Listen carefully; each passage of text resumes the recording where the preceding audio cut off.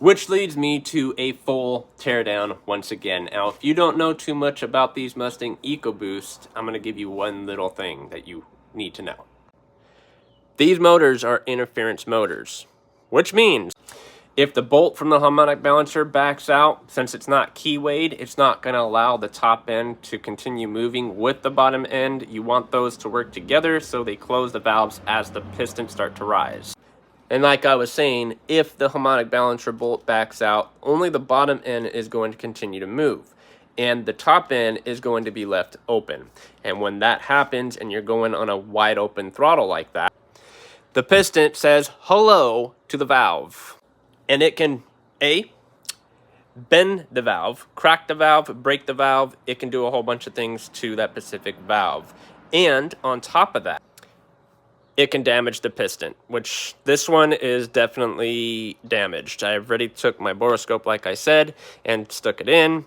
I seen the groove on top of the piston, and I already knew instantly that definitely the valve came in contact with the piston, which really does suck. And I was hoping that it would have been a better turnout, but looking at it now and knowing that it's not, well, that, which, guys, it's terrible.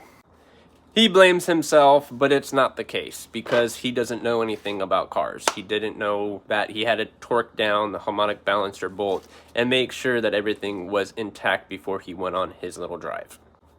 So like I said, I am taking the blame for this, at least portion of the blame, because of the fact I should have been there to make sure that that job was 100% very, very on dot. Because if that's what happens if you're not there. You know, the harmonic balancer backs out, the piston says hello to the valve, that $4,500 that you just wasted is gone.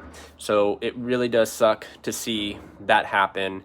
I wish there was something I can do for him other than that, but at this current moment, we're discussing what we want to do on the next step, and the next step that he wants to do is replace this motor with a Coyote. Now, a second-gen Coyote already goes for anything that has like 85,000 miles and a little bit higher, which Coyotes are very reliable, but they're about $14,000 to $15,000, and then you have the taxes and the fees and all that other shit that stacks on top of it too. But beside the point, you're going to be putting a lot more into putting a GT5O into a 4-cylinder Mustang.